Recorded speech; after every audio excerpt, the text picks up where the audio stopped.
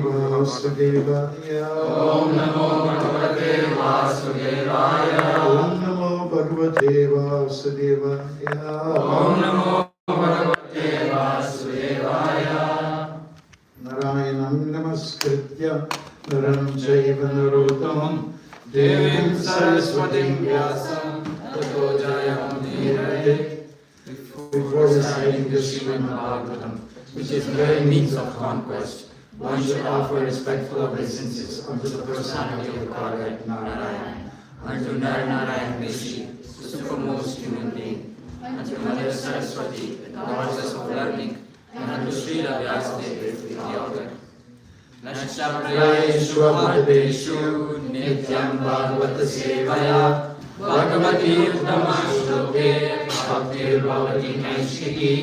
By regular attendance in the classes of the Bhagavatam and by regular service to the pure devotees, all that is troublesome to the heart is almost completely destroyed, and loving service unto the personality of Godhead, who is praised with transcendental songs, is established as an irrevocable fact. Om Ajnana-timirandhasya Jnana-anjana-shalakaya Chakshurunmilitam yena Tasmai Shri Gurave Namah. I was born in darkness of ignorance, and my spiritual master opened my eyes to the torchlight of knowledge. I offer my respectful obeisances unto them. Today we're looking at Srimad Bhagavatam, Canto 7, Chapter 10, Prahlad, the best among exalted devotees. And we're reading through 51 through to 70. And today's verse is 710. It looks to me like a G and a Y. 64. What is it? 64, Maharaj. 64. That's a 4? Hallelujah. Okay. All right. My dear King Yudhishthira, are we all going to say this together? Yes, Lord. My dear King Yudhishthira, long ago in history, a demon known as Maya Dana, who was very expert in technical knowledge, reduced the reputation of Lord Shiva. In that situation, Krishna, the Supreme Personality of Godhead, saved Lord Shiva. Maharaj Yudhishthira said, for what reason did Maya Dana vanquish Lord Shiva's reputation? How did Lord Krishna save Lord Shiva and expand his reputation again? Kindly describe these incidents. Narada Muni said, when the demigods who were always powerful by the mercy of Lord Krishna fought with Asuras, Asuras were defeated and therefore took the shelter of Mayadana, the greatest of the demons. Mayadana, the greatest of the demons, prepared 3 invisible residences and gave them to the demons. These dwellings resembled airplanes made of gold, silver, and iron, and they contained uncommon memorabilia. My dear King Yudhishthira, because of these 3 dwellings, the commanders of the demons remained invisible to the demigods. Taking advantage of this opportunity, the demons, remembering their former enmity, began to vanquish the 3 worlds, the upper, the middle, and the lower planets. Therefore, when the demons had begun to destroy the higher planetary systems, the rulers of those planets went to Lord Shiva, fully surrendered unto him, and said, Dear Lord, we demigods living in the 3 worlds are about to be vanquished. We are your followers. Kindly save us. The most powerful and terrible Lord Shiva reassured them and said, Do not be afraid. He then fixed his arrows to the bow and released them towards the 3 residences occupied by the demons. The arrows released by Lord Shiva appeared like fiery beams emanating from the sun globe and covered the 3 residential airplanes, which could no longer be seen. Attacked by Lord Shiva's golden arrows, all the demoniac inhabitants of those 3 dwellings lost their lives and fell down. Then the great mystic Maya Dana brought the demons into the Nectarian well that he had created. When the dead bodies of the demons came in touch with the nectar, their body became invisible to the thunderbolts, and endowed with great strength, they glowed up like lightning penetrating clouds. Seeing Lord Shiva very much aggrieved and disappointed, the Supreme Personality of Godhead, Lord Vishnu, considered how to stop this nuisance created by Mayadana. Then Lord Brahma became a calf, and Lord Vishnu a cow, and at noon they entered the residence and drank all the nectar in the world. The demons could see the calf and cow, but because of the illusion created by the energy of the Supreme Personality of Godhead, the demons could not forbid them. The great mystic Mayadana became aware that the calf and cow were drinking the nectar, and could understand the unseen power of providence. Thus he spoke to the demons, who were previously lamenting. Mayadana said, "What has been destined by the Supreme Lord for oneself, for others, or for both oneself and others, cannot be undone anywhere or by anyone, whether one be a demigod, a demon, a human being, or anyone else." Narada Muni continued, "Therefore Lord Krishna, by his own personal potency, consisting of religion, knowledge, renunciation, obedience, austerity, education, and activity, equipped Lord Shiva with all the necessary paraphernalia, such as a chariot, charioteer, a flag, horses, elephants, a bow, a shield, and arrows. When Lord Shiva was fully equipped in this way, he sat down on the chariot with his arrows and vowed to fight with the demons. My dear King Yudhishthira, the most powerful Lord Shiva joined the arrows to his bow, and at noon he set fire to all three residences of the demons and thus destroyed them. Seated in their airplanes in the sky, the inhabitants of the higher planetary systems beat many pentagrams. Demigods, saints, pitas, siddhas, and various great personalities showered flowers on the head of Lord Shiva, wishing him all victory, and the apsaras began to chant and dance with great pleasure. O King Yudhishthira, thus Lord Shiva is known as Tripurari, the inhabitor of the three dwellings of the demons, because during his dwellings to ashes, being worshipped by demigods, headed by Lord Brahma, Lord Shiva returned to his own abode. The Lord Krishna appeared as a human being, yet he performed many uncommon and wonderful pastimes by his own potency. How can I say more about his activities than what has already been said by various many persons? Everyone can be purified by his activities simply by hearing about them from light source. So we're looking at verse GY 64. Devo Suryo Narumyobha Devo Suryo Narumyobha Nishvaro Stiha Kaschana Nishvaro Stiha Kaschana Atmanom Yasya Bhatishtam Atmano Nyasya Vadishtam Devina Pohitum Dvaiho Devena Pohitam Vayo.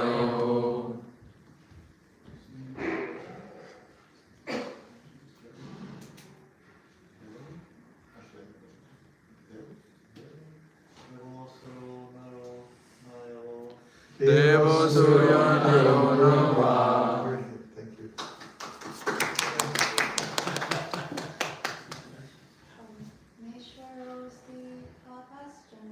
Neshvaro Stiha Kaschana Atmano Nyasya Vadishtam. Atmano Nyasya Vadishtam Devana Pohitam Vayo. Devo Surya Narunava.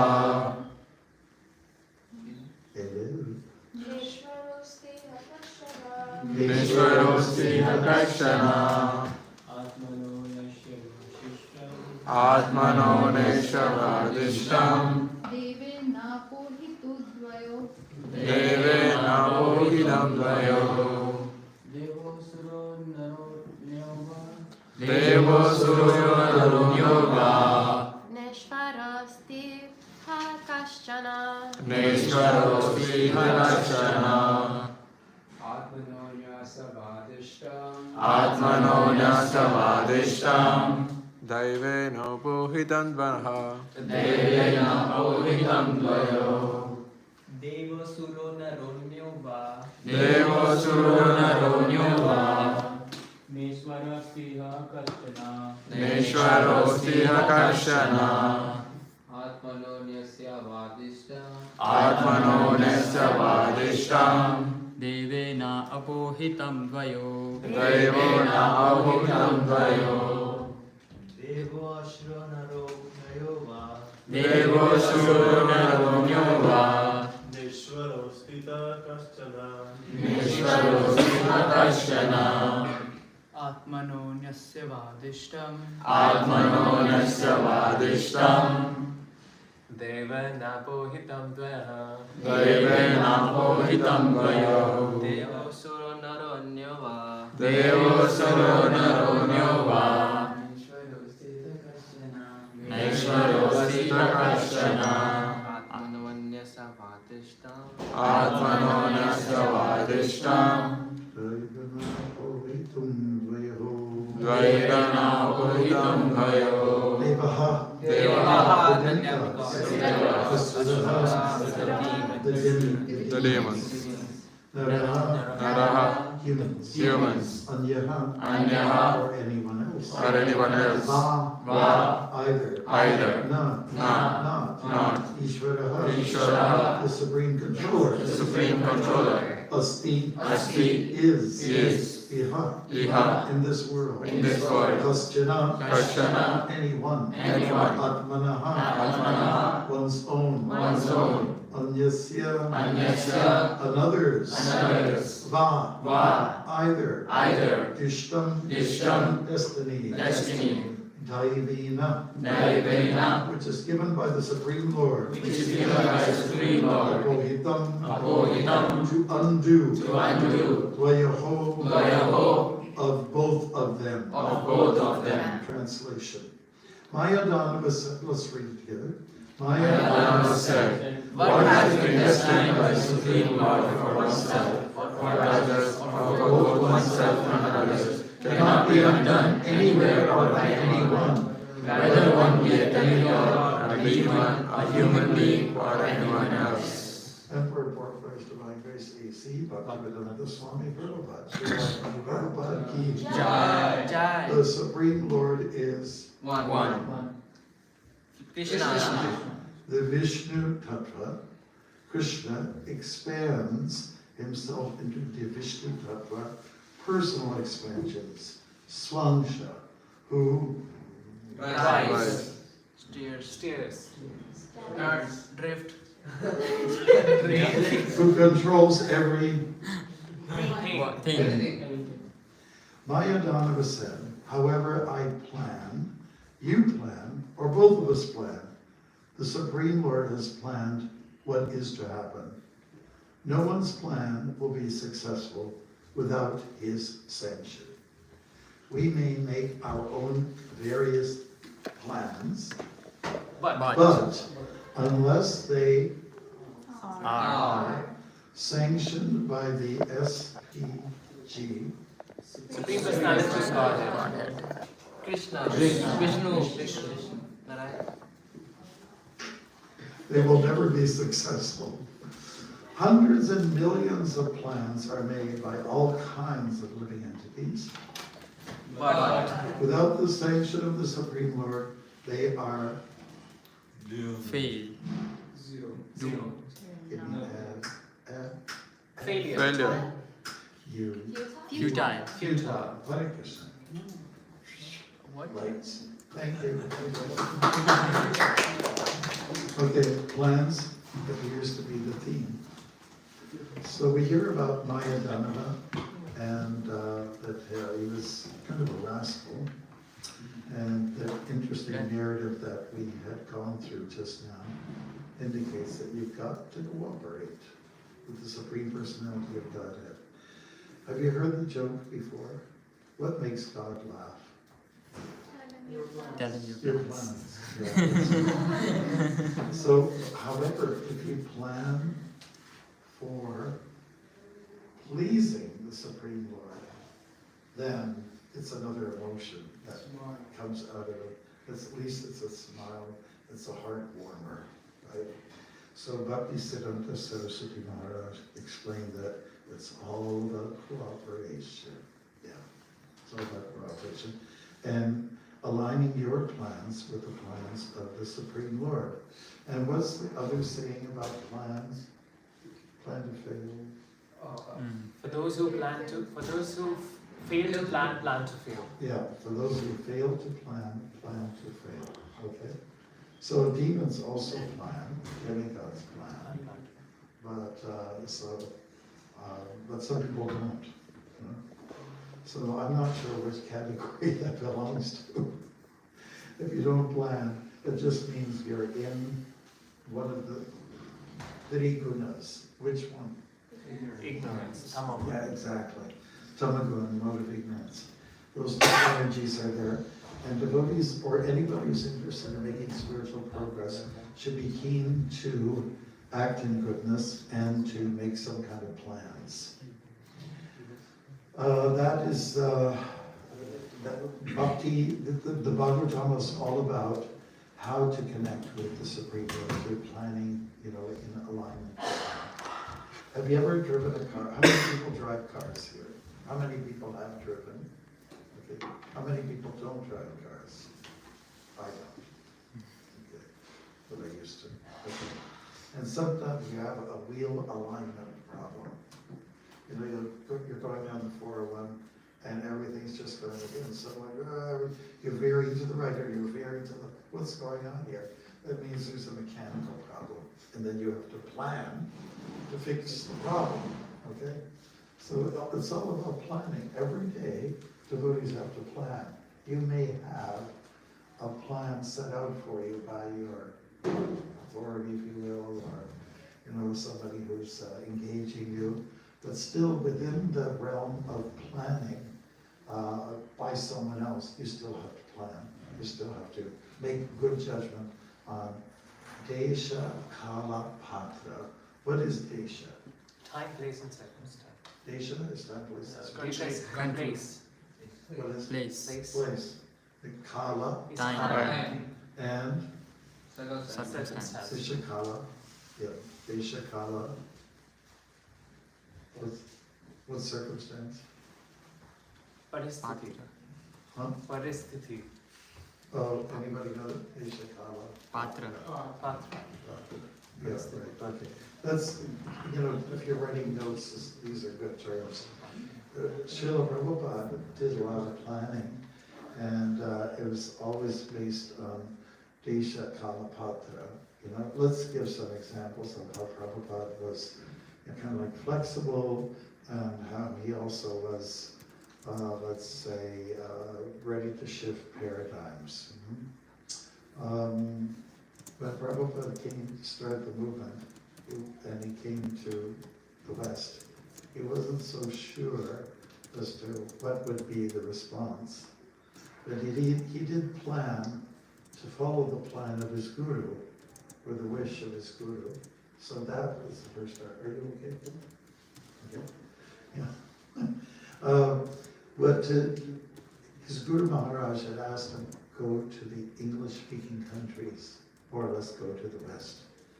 And Prabhupada decided that New York would be the best place, the most important city in the world at that particular time, probably still is.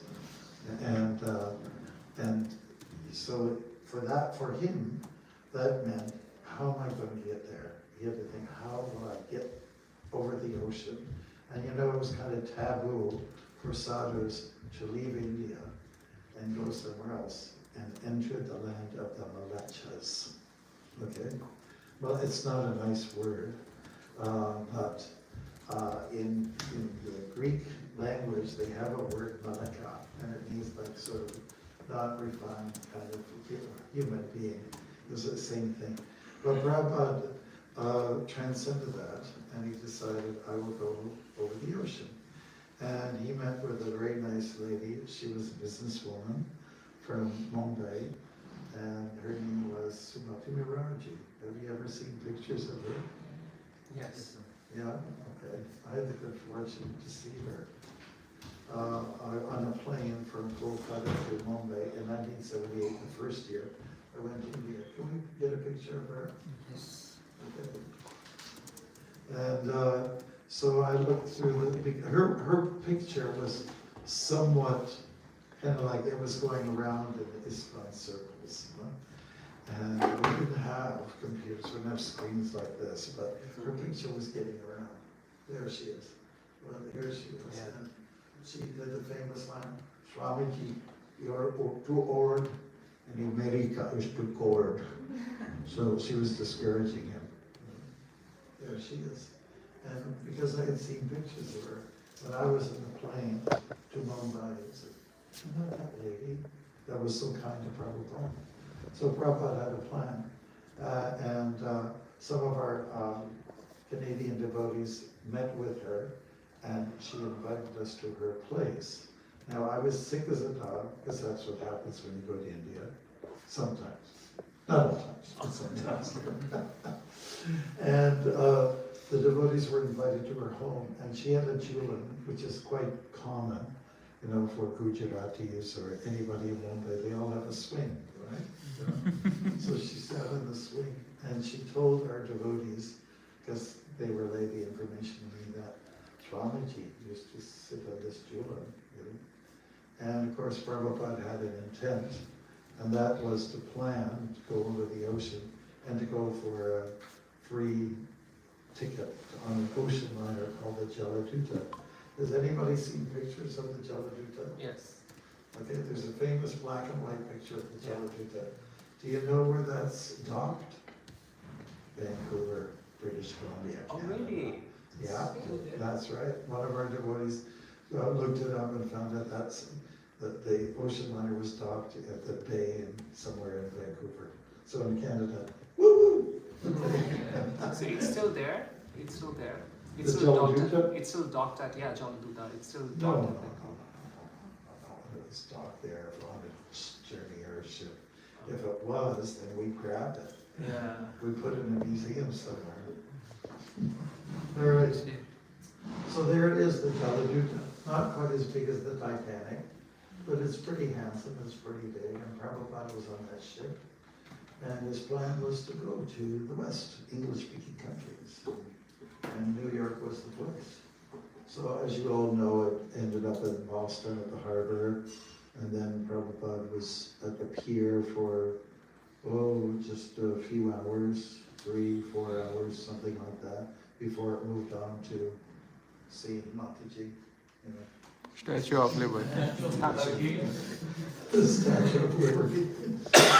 Give liberty, you know, for Prabhupada to give liberty. So when he was there at the pier, just a few pastimes, he was looking at this steel tower, and it was, because in Boston there's some steel manufacturing that goes on there, maybe still does, and it was an unalloyed steel. So what is unalloyed? It means not mixed with other metals. It's pure steel, like stainless steel. I remember when I first came to the movement, and you know, sannyasis or temple presidents, they were eating off of steel plates. Ooh, okay, because it was clean, it's pure, it's not contaminated, not like plastic or something like that. And so anyways, Prabhupada looked at that, and he was trying to understand a little bit the definition of that. So since that time, he used in his writings unalloyed pure devotional service. That's where it comes from, Boston. See how a great devotee can pick up on little nuances here and there, messages, you know, whether it's words or imagery. He did that, and so to Boston he went, and then finally to New York, and then he started his mission. And his plan was to, let's say, go then to Butler, Pennsylvania, How many people have gone to Butler, Pennsylvania? Oh, because you don't have your PR, most of you, okay. When you get your PR, we'll take you there. Because on your way to New Vrindavan, there's Butler, Pennsylvania, and it's really special. So when I was there recently, I was just sitting on the side. I was doing an hour-long class with South Africa. It was at 1 p.m. And one lady came to me, "Excuse me, but who are you?" And this is all live in the middle of the class. I said, "Well, I'm a monk, and I'm giving a class." And I said, "What denomination are you?" And she went on like that. And we just had a dialogue. It was all totally organic and spontaneous. And the devotees in South Africa were just seeing firsthand what it's like to be on a street in America, and then get a full-on, like the Americans can be very, let's say, spontaneous, you know? And they're, like, Canadians are more reserved. We're like a reserved Americans. But Americans are a little more louder, a little more bold, and, you know, that kind of thing. So there's advantages to that. So we had a little chat, and I gave her my card and everything like that. And then right after that was finished, so the devotees were blown away in South Africa, you know, because I spoke a little bit about our philosophy, you know? And then I hope it's saved, it's precious. And then a guy in a wheelchair came, "Hey," you know, and he said, "Hare Krishna," you know, like he knew. And again, you know, I took my phone and I filmed him, and the exchange, "Come on over so we both got on the screen." Now this was not planned, since we're talking about the theme of planned versus not planned. I mean, if you just plan everything all the time and you don't have any adventure, there's no fun, right? So like if you go for a walk, you don't know who you're gonna meet, you don't know who you're gonna greet, but it's always a great experience, you know? But planning is important. Let's get back to that. Prabhupada planned to them, I mean, when he was born, the astrologer said 108 facilities, centers, temples. Remember that? The astrologer said that before he passes on. And that's exactly the count. So he had ideas to go all over to the Western world and try to establish Krishna consciousness. And not only that, but back to his homeland, India. And he had a plan. You know what his plan was? Let me take some of those disciples, the Westerns, the white kids, the white boys in particular, bring them over to India, and everyone in India who felt for quite some time, some decades, that we are an inferior people, you know, because, you know, we had Christians ruling India, we had Muslims ruling India for hundreds of years, and people from India felt very like coy or very coward. They would cower, there was oppression there. And so Prabhupada thought, let's bring some Americans over to India, and then people will re-look at their own tradition, their own Dharma, whether it's Hindu Dharma or Vedic Dharma, you know. And you know what? This plan worked. Because in Mumbai, let's go back to Mumbai, they organized these big marquees, you know, pandals, and people came and they listened in the thousands, every day, thousands of people. And people were just in amazement that one of their Swamis from India could shake up the lives and influence people, you know, from America, because America led the world. Here's another plan by Prabhupada. He was in a car. This is in one of those ambassador cars. And it was like, you know, it was an American car. Actually, it was an American car. And the horn wasn't working. So Prabhupada took another plate, thali, probably stainless steel, unalloyed, and he had a spoon, and he banged it, dang, dang, dang, dang, dang. He put his arms up, dang, dang, dang, dang, dang, dang. So this way, people knew a car was coming, and they move off the road. And then Prabhupada made a remark, because this is an American car, people now in India will follow You know, what the Americans do, they'll now take a plate and bang it because the horn is not working, or even if the horn is working. So Prabhupada's plan was he was so innovative and very creative. Yes. So anyways, the plan worked to get people to start re-looking at their wonderful, rich culture. And it worked, as I said. Then of course, there was some suspicion that these Americans are members of the CIA, and you know that they were some, you know, the we were under suspicion. A movie came out, Hare Rama, Hare Krishna, and it portrayed devotees as smoking dope and being on drugs, which is what we don't do. That's what we don't do. And then the devotees said to Prabhupada, we're very concerned about this. It's giving us bad public relations. And Prabhupada said, no problem, they're saying Hare Krishna. A news article came out in Chicago, and Sri Govinda, the temple president, this is a few years later, he said, Prabhupada, look at, there's some bad, you know, reporting here, Hare Krishna, Krishna Krishna, Hare, all over the place, you know. And then Prabhupada said, it was not so bad. Krishna's name is all over these articles. You know, he was an optimist. Okay. So his plan was like that. Now, I want to tell you something about my own experience. How people have changed their minds and their hearts about the essence, the indigenous culture of India. When I used to go on the street here on Yen Street, 1973, there were very few immigrants from India at that time. It's very different from now. And anybody that I would meet, they would, obviously I'm somebody from India, but you know, this is getting a little bit too late for them. And then they'd be shy. They'd actually be scared, you know, because they didn't know what to make of us. And they were a little bit ashamed, let's say, I'll put it, to be honest with you.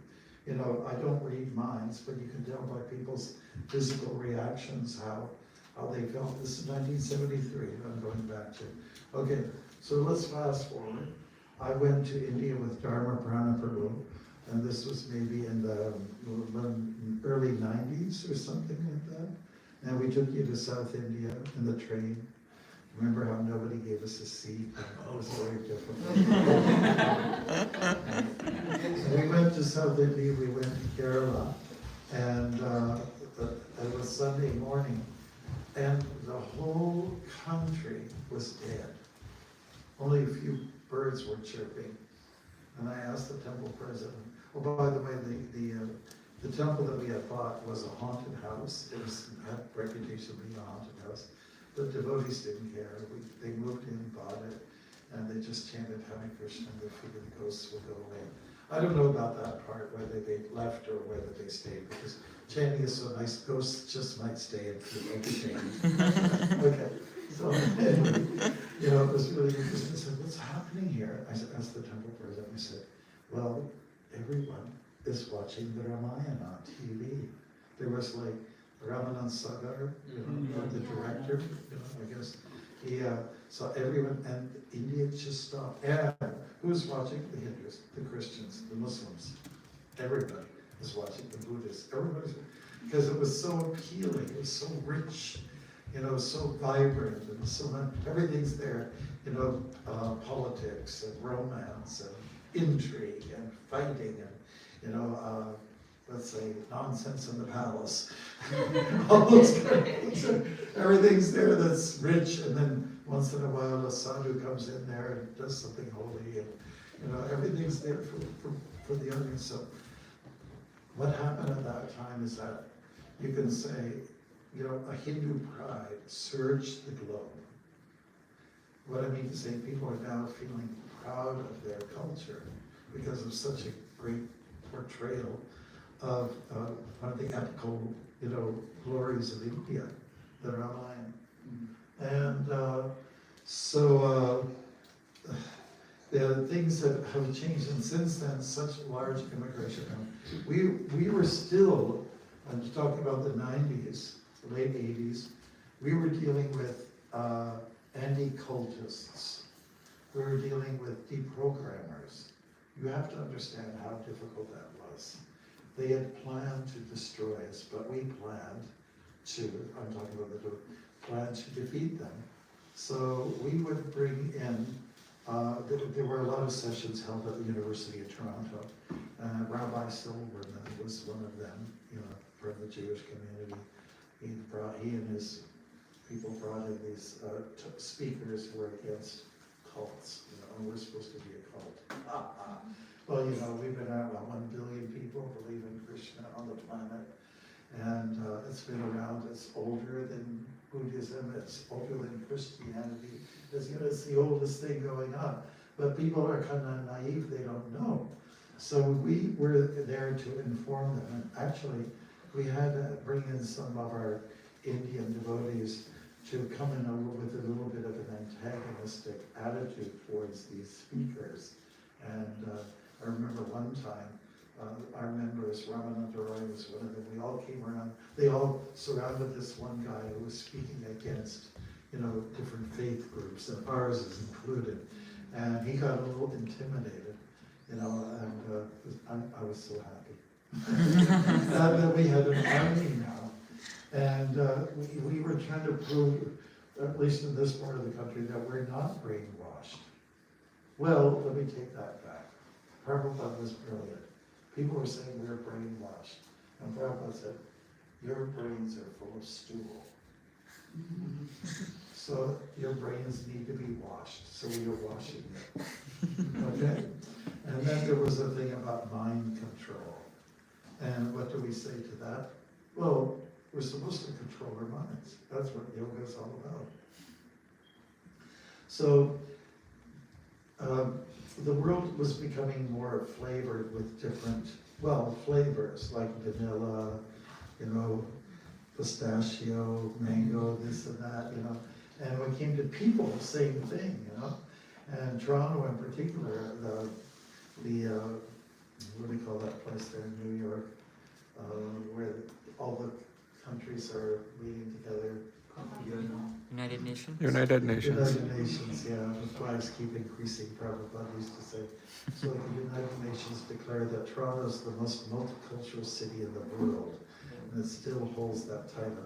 So it's nice now people are saying, there's lots of brown folks, and they believe in Krishna and Vishnu, and people being taught in school about the comparative religions, And so in this way we're gaining some traction, And to this day, when I go downtown, 25% of the people I see are young guys on their bicycles, making deliveries. And they stop and they see me and they say, Isko? Hare Krishna? Namaste? Like that. Sometimes I beat them to it. So that's how there's been change. Now, Prabhupada had a plan, and that is to change the world. And it was also in line of thinking with what God wanted. Shri Chaitanya Mahaprabhu, and it's right there in the documents of the Chaitanya Charitamrita that in every town and village the name of Krishna would be heard. Krishna's going to get around. And that's God's plan, Prabhupada's plan. Prabhupada aligned himself with his guru. His guru aligned himself with Krishna. And so this is what we got now. There has to be some plans. Have to have some vision, as to how things are going to look. I just want to paint a picture for you, Bruce, or maybe can ask you. What do you think Canada is going to look like in 10 years from now in terms of spirituality? Well, maybe to be more specific, in terms of Krishna consciousness. What do you think it's going to look like? Do you have an idea? Just, if you have something you want to say, put up your hand. Yes, please. It's going to go from strength to strength. Like when we started here at Bhakti Academy, there were, few number of youngsters. Now so many young people, and it's expanding. And you are traveling and inspiring so many people, so many new temples coming up. So the whole landscape of Canada will definitely be changing in terms of spirituality. Thank you for that vision. Thank you for the reinforcement. Anybody else? Yes, opening up more temples and covering all the provinces, more cities.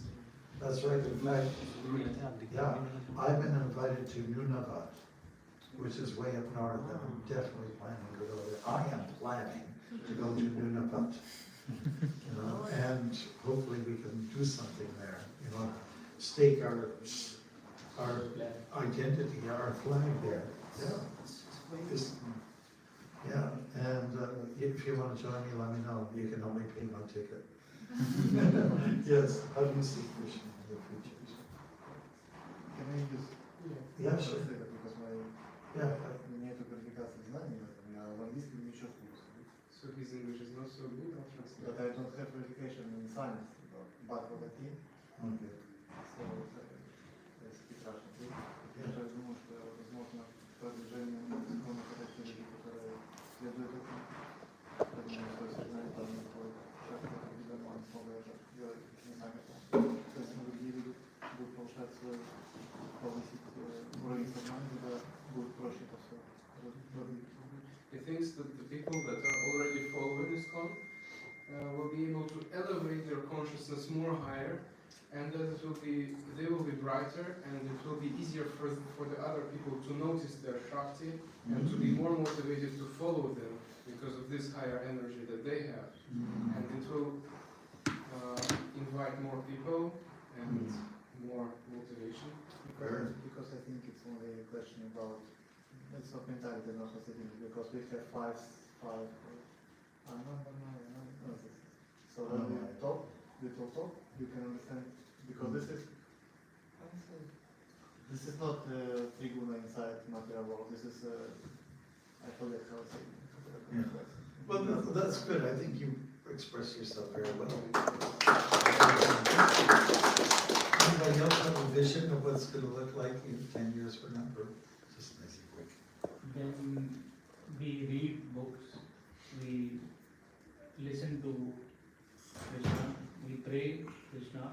There is just like today I asked you a question and you mentioned there is vibration. And the vibration would affect people around us. And when they see that positive vibration around us, they would also feel positive. And they would ask how you are positive in even worse situations. And when that gives them motivation, they would join. And when they would join, there would more people, they would bring, like it's like a cycle that keeps on going. And at one point of time it would never stop and it would be like all brainwashed. Yeah, everyone will be. So do you peruse see that there will be books everywhere available, Krishna conscious literature?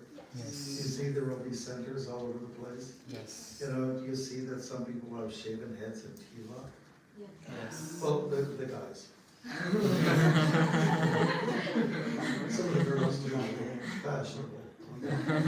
And, you know, there will be prasadam everywhere. People might be going to, is this prasadam? Because it's not prasadam, I'm not going to take it. High court judges will be having tilak on. You know, all those kind of things. You know, there will just be temples everywhere, and in the interior of people's houses will be pictures of Krishna everywhere. Or you just even say young people at school, you know, they'll just say, hey, do you know that Krishna is really cool? You know? I can see it happening. I can see it. Well, 30 years ago, I wasn't quite sure, you know, but I can see it taking shape now.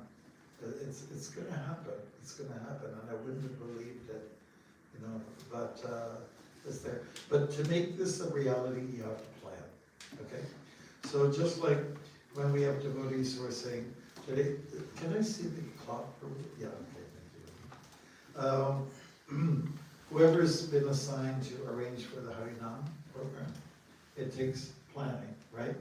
What is required for going out in the street or in the park and making the Sankirtan a reality?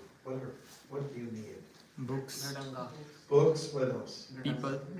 People, State of mind. Instruments. good state of mind. Planning of how, which route we'll take.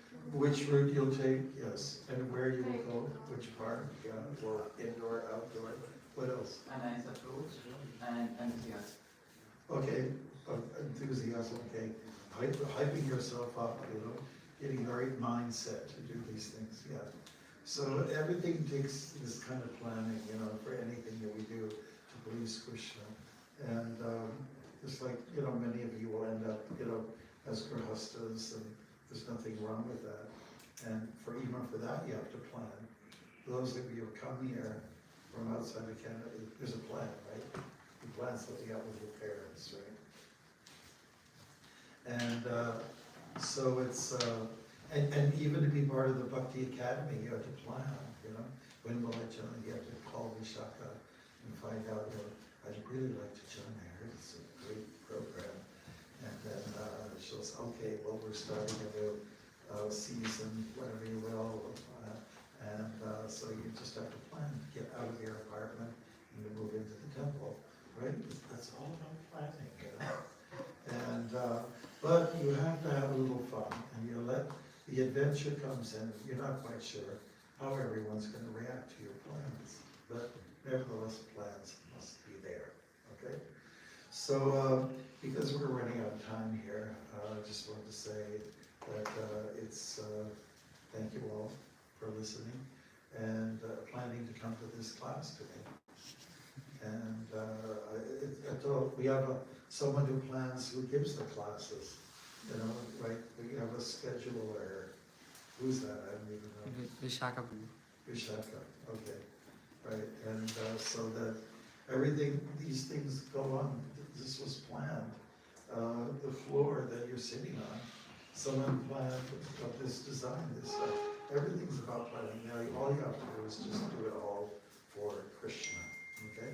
And then your plans will come out to be something really well done. The famous verse that people love to hear from chapter 3, does anybody know it? It says karma is there quite a few times.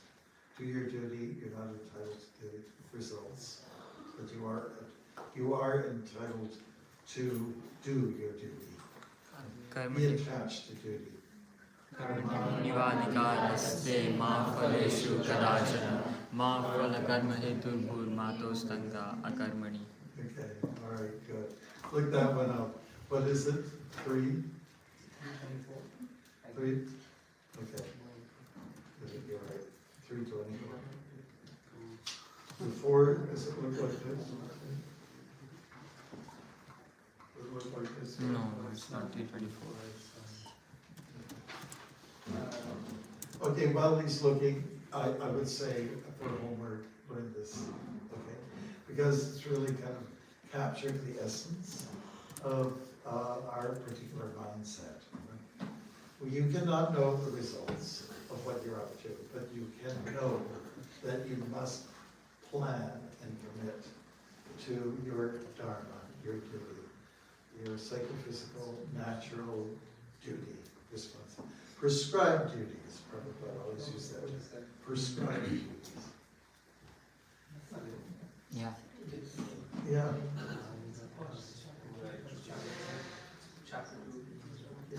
Yeah, it is chapter 2. Are you okay? Yes. 2, 47. 47. Can we remember that one? Yes. Okay. Now we don't have so much time, but are there any questions or comments?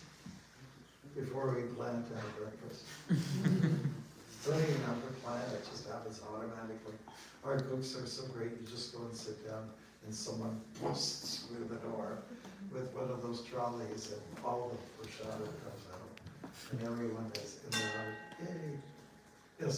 Marge, so I started university, I had my entire life planned out, had like the next 5-6 years of my life planned out, and then during COVID, everything kind of fell apart. And so it got to a point where I was really afraid of making any sort of plans. But I really like what you said today. You said that it's like I have to make a plan. I can't not make any plans, but I just have to be for Krishna. And so it sort of makes me feel a little bit better that I can still make plans, but I just have to do it for Krishna. So thank you for that. Yeah, you can make your plans to go down the highway, and what if it's blocked off and you have to detour? You have no choice but to detour, right? So, I mean, that detour could be a real adventure. I've never been down this road before. It's quite nice, right? So Krishna says, on an adventure, be ready, have a plan, and maybe it will work out. But if it doesn't, then, be ready for the reverses of life that Prabhupada explains. Be ready for something good, something bad. Thank you. Anybody else? Reflections? Looks like if we're too serious about our plan, too attached to it, God will laugh about it. Yeah. But it is way better to have something Yes, planned, proposed, rather than nothing. that's right. Do something, but do keep in mind that there's an ultimate doer. You are not the doer. Right? Hare Krishna. Anybody else? Yes. Like you mentioned about alignment, Maharaj, alignment is very much important when it comes to words, thoughts, mind, and same goes with Shastras and aligning yourself with Guru and Krishna. Yeah, definitely. There are some strong goals that we have to establish there. Do plan, by the way, you don't have to plan to die, okay? That's gonna happen automatically. And then following that, don't plan to take birth again, because it will happen, okay? Unless if you're one of those angels that...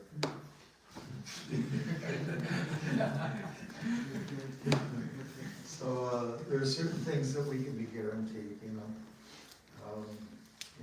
there's, what do they say? There are certain things that we're certain about, sure of, death, and what's the other one? Taxes. Taxes, yeah. You have to pay your taxes. Even under Maharaj came in to Mathura to pay his taxes. So you have to pay your taxes, and you will die. Okay? No guarantee on anyone whether we're going to reach old age. Most of us will be ill with something. Perhaps some of us are right now. But there are certainties. And so you can't plan like Hiranyakashipu. I'm planning not to die. And that's kind of a laugh in itself. That's the biggest joke. Really? Anything else? Okay, so thank you so much for coming to the class today. I really appreciate it. And let's